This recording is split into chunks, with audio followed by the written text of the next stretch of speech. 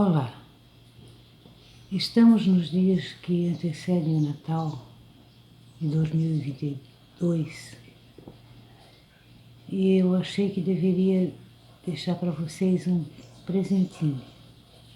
No caso,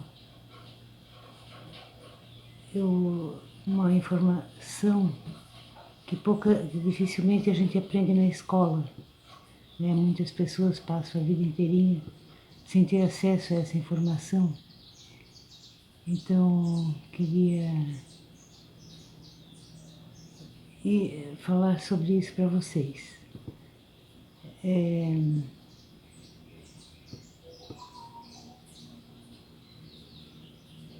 No caso, trata-se da doutrina Monroe.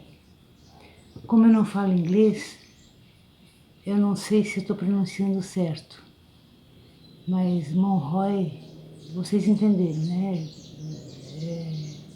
Estou falando do meu jeito de quem não fala inglês. Monroe foi um presidente dos Estados Unidos que aí por volta de 1820, 1823 para ser mais exato, criou uma doutrina política onde ele dizia assim que a América era para os americanos. Uau, isso foi assim uma coisa que caiu assim como uma alegria, né? Assim, porque estava-se muito perto das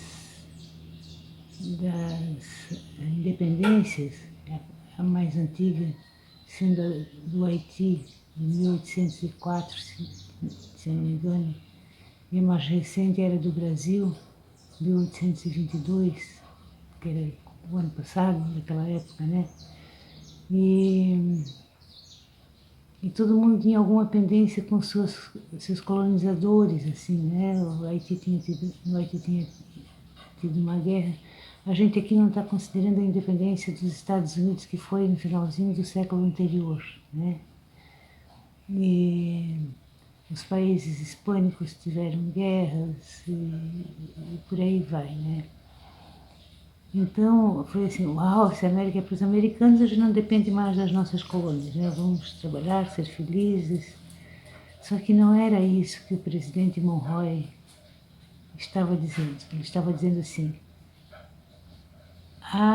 os Estados Unidos da América terá a sala de visita, enquanto os demais países da América serão o quintal, né? Isso foi uma coisa muito forte. No primeiro momento, a doutrina Monroe foi recebida assim com alegria e tal, e depois foi se vendo a verdade, né? E aí aconteceu muitas intervenções políticas e militares e coisas assim pela América fora, por parte a gente pode chamar os Estados Unidos de o grande irmão do norte, conforme é conhecido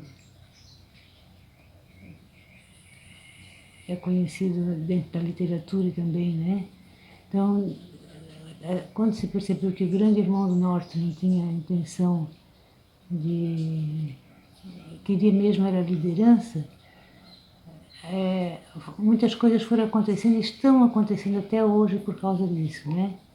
Naquela altura do século XIX, final do século XIX, por exemplo, o grande irmão do norte interveio em terras colombianas e disse assim, ó, essa terra aqui ajudou uma parte do noroeste da Colômbia a se separar como um país independente, formou o Panamá, só para ter direito de mandar naquele país e fazer o canal do Panamá. E assim, os exemplos são muitos, né? Até hoje nós estamos tendo intervenções em muitos países, inclusive aqui no Brasil, né? Nos últimos 60 anos tivemos diversos golpes de Estado no Brasil, fora outros mais antigos, né? Que têm a ver com a doutrina Monroe.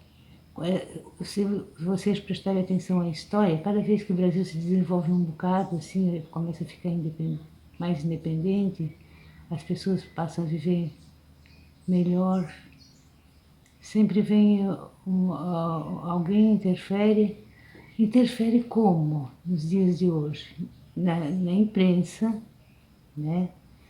E interfere nas lideranças, na elite, né? Uma elite atrasada que a gente tem, que faz o jogo do inimigo para usurpar os poderes do povo, né? E ter um novo golpe de Estado, né? A gente ainda nem acabou de sair de mais um. E isso vem assim desde 1823, com a doutrina Monroe. Em seguida, a doutrina Monroe vai causar uma consequência, que é a política do Big Stick. Big Stick, traduzindo literalmente assim, o grande, grande stick porrete, o grande porrete, né? É uma forma de olhar para o mundo baseada num conceito antigo africano que diz: seja gentil, mas tenha um grande porrete. E foi o que aconteceu com essa coisa de dominação do grande irmão do norte em cima do resto da América, né? Que vamos olhar de novo para o Brasil, né? Nós recebemos desde o começo do século XX muitos filmes de Hollywood, muitas músicas, muitas coisas que fizeram com que a gente passasse a admirar muito os Estados Unidos, né? E em seguida, quando o povo está com a cabeça bem feita a favor daquele país, e eu falo da minha experiência pessoal, que eu me criei lendo os livros, ouvindo as músicas, tudo que vinha dos Estados Unidos, eu me criei com a certeza de que lá era um lugar onde todo mundo era rico e feliz. Embora isso não seja verdade, né? Mas assim, os filmes, a imprensa, a literatura, a música trazem para nós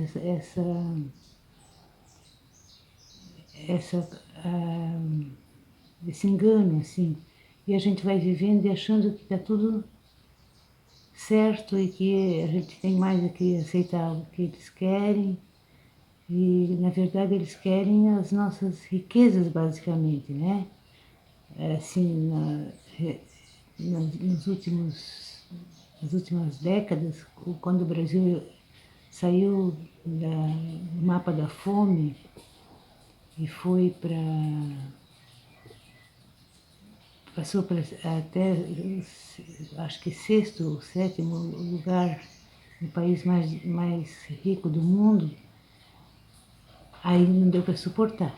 Aí veio o Big Stick e tivemos um novo golpe de Estado, que na verdade acabou sendo uma sucessão de golpes, né, desde a cassação da última presidenta. E então são coisas assim que a gente não liga os pontos se alguém não diz para a gente. Eu tive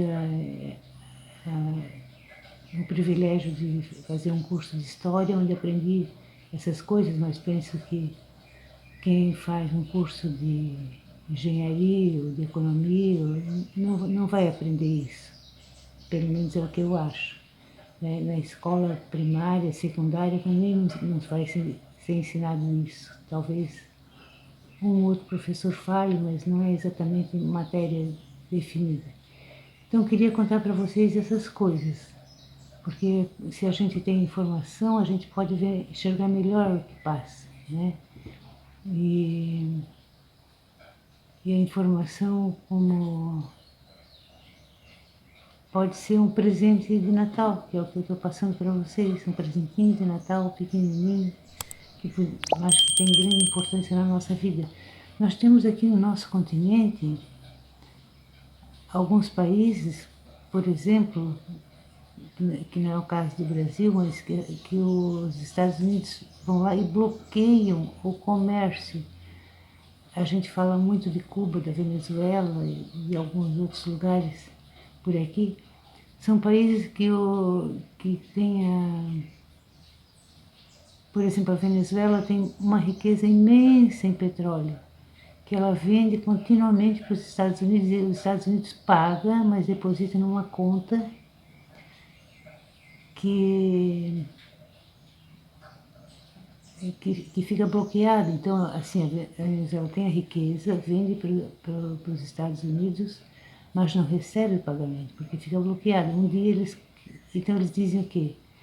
Dizem que não pagam porque o país está em uma ditadura e tal, quando o país tem um governo eleito, né? Eu acho que o país que mais faz eleições aqui no continente é a Venezuela.